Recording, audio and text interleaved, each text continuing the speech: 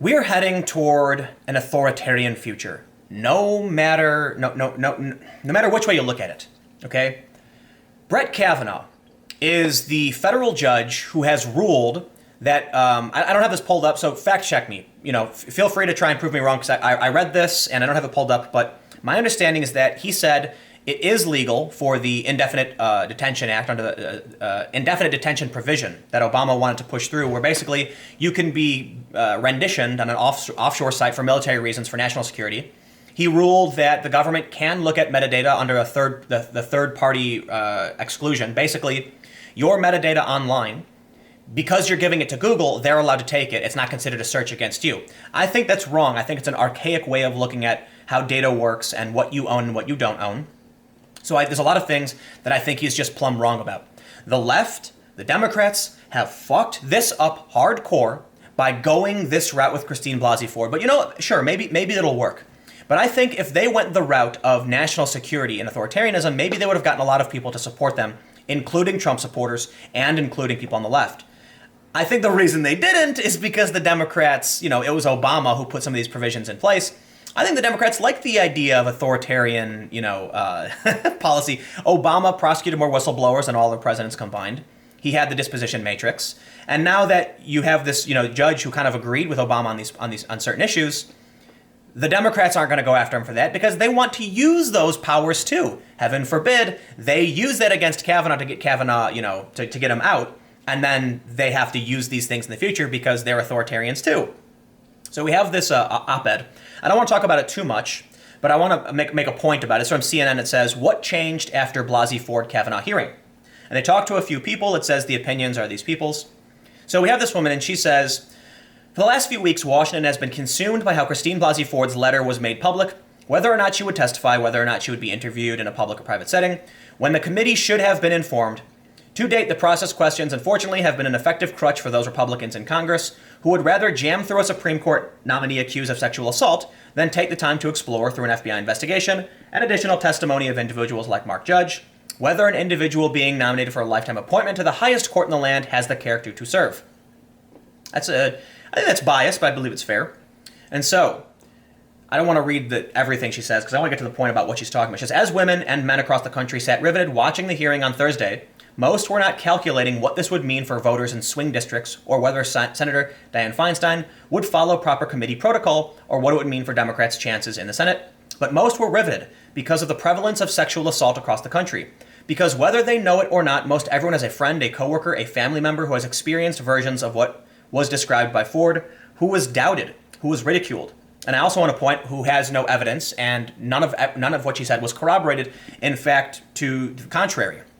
The people she claimed to have been at the party said they have no idea. Her best friend says she believes her, but doesn't remember any party and doesn't even know Brett Kavanaugh. So the reason I brought up authoritarianism in the beginning, because of Brett Kavanaugh's positions, but also because here we have someone who is making a claim about something that happened 36 years ago. No time, no date, no location. She doesn't know how she got there, how she left. It's just been too long. We have no idea. We cannot, even in a job interview, hold it against someone simply because someone else says, I think this happened, but she says, I'm sure it happened, but I can't remember the details. Okay, I'm sorry. Look, I believe something happened to Christine Blasey Ford, but I will not advocate for action unless there is proof beyond a reasonable doubt, even if it's a job interview. It's ridiculous that people are playing this game of, oh, but he's in a job. He's not in a court of law. We don't need to set a standard. Yes, we do. If your neighbor came to your house, told all your other neighbors that you were, flinging beer cans out your window and out of your car window, and then the neighbor said, we want you to leave, and now they all hated you, and this is causing you problems in the school district or whatever, are you just going to be like, well, it is private matter, and they're allowed to accuse me without evidence? No, you'd be like, dude, prove it. It doesn't matter where and when. The fact is, if you want to make a claim against someone to damage them in any way, prove it. And I will not take action against another person simply because you said something happened. You have my sympathy, you have my empathy, but I will not harm another in any way, even if it's just a detriment to their career, simply because someone made a claim when they can't back it up. And now, let's talk about motive. A lot of people keep saying, who has the motive to do this, right? We saw some people tweet out that, of course, Kavanaugh's lying. He's trying to get a seat in the Supreme Court, so he'll do whatever it takes. Christine Blasey Ford has nothing to gain from this. She's only putting, her family at risk. And, it's clearly Kavanaugh who's lying. Other people say, well, of course she has something to gain for this. She's probably got Trump derangement syndrome, and this is a zealot who is just trying to use something in her past to point the finger at Kavanaugh because of her proximity to him. Well, I don't know if any of that's true. I'm not going to make assumptions about people. But let's talk about money. Because a lot of people have said Christine Blasey Ford's motivation is money. Is it now? Well, let's take a look. Here we have a GoFundMe for Christine Blasey Ford. It says, help Christine Blasey Ford, $528,000 of a $150,000 goal. Okay? And they say in this GoFundMe that they are going to give the money directly to the Ford family. I believe it says, please note that we will not withdraw any of these funds. The family has been named the sole beneficiary, and her husband will take the funds directly from GoFundMe. Christine Blasey Ford stands to gain $500,000 plus another $200,000.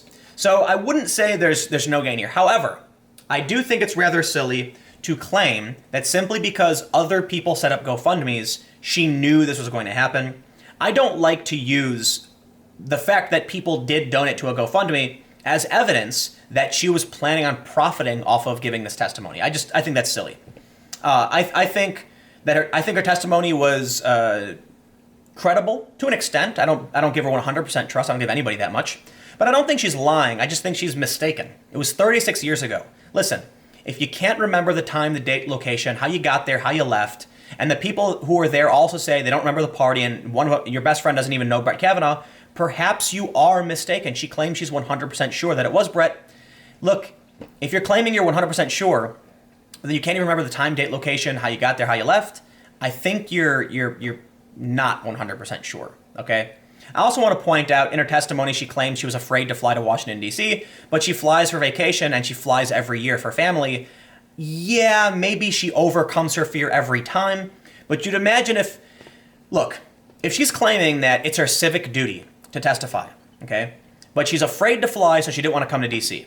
But she'll fly to Hawaii, which is like a long flight. I'm sorry, I believe you are lying at this point, okay?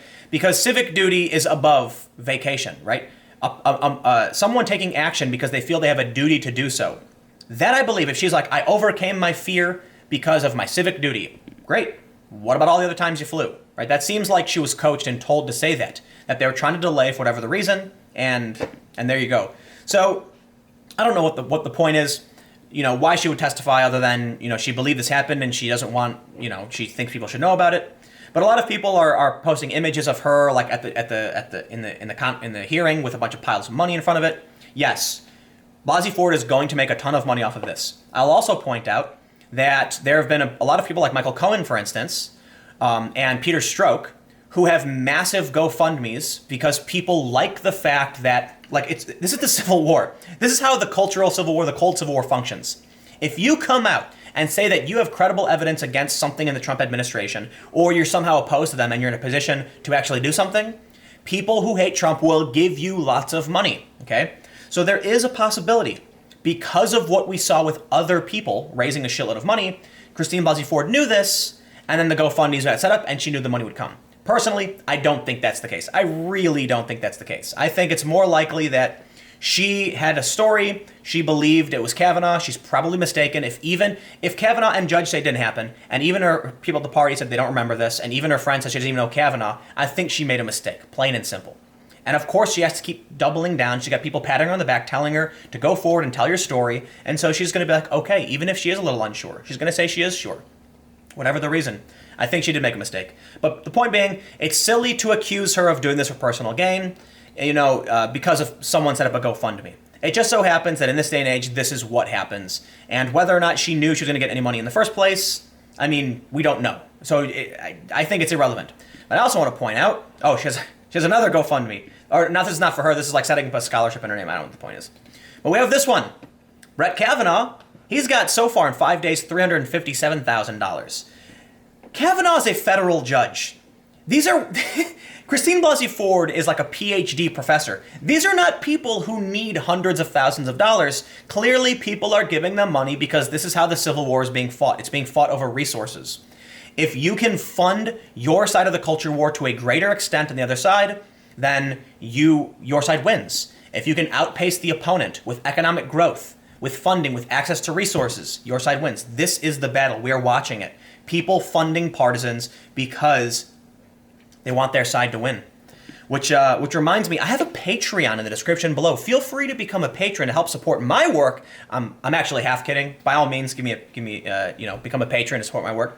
The point I'm trying to make is, I don't believe it was intentional on Blasey Ford or Kavanaugh's part that they were going to raise all this money through GoFundMe. I think it's just millions upon millions of people watching this, choosing sides, and then saying, I want to fight back. And so people are going to give money to Kavanaugh, they're going to give money to Blasey Ford, then both sides are going to accuse each other of profiting off of this, both sides are going to accuse each other of lying. The left is saying, oh my God, that testimony of Blasey Ford and that liar Kavanaugh, and the right is saying, you could see the passion in Kavanaugh and that liar Blasey Ford. That's what it is. You know? Only one thing matters. Forget the tribal politics, forget the money, forget the motive. That's fine. Christine Blasey Ford? Okay, she testified. I believe that she is being honest. Great. Is there any evidence? Okay, there isn't. In that case, I think this matter is closed. End of story. That's where we should go. Seriously. Anyway, stick around. I've got one more video coming up in just a few minutes.